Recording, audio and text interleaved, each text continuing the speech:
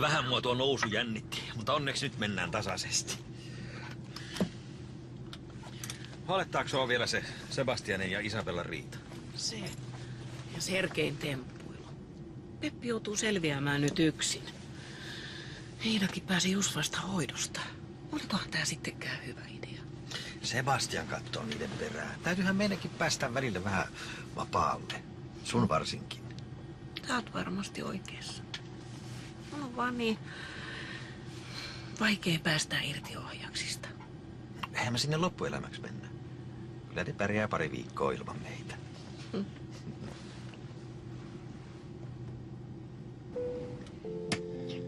Se on kapteeni Timonen täällä. Tervetuloa lennolle Havaijin lämpöön. Sää on selkeä täällä ja perillä. Hyvä. Ja aikataulussa ollaan. Niin että laskekaa vaikka penkit makuuasentoon ja ottakaa rennosti. Meillä on vielä jokunen kilometri matkaa paratiisiin. Paratiisiin.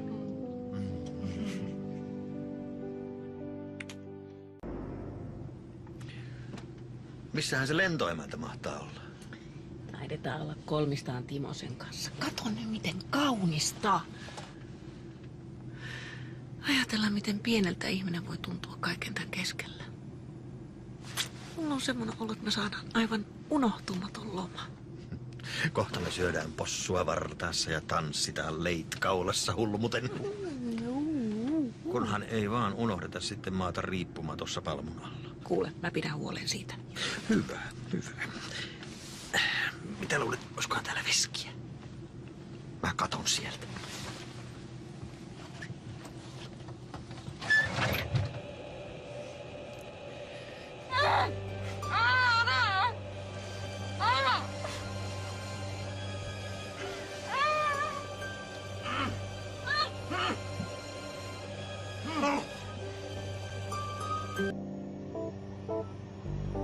Ootko sä kunnossa?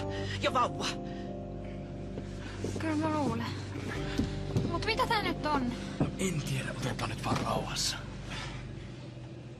Ai! Rauhassa! Me ollaan taas tässä tilanteessa! Taas?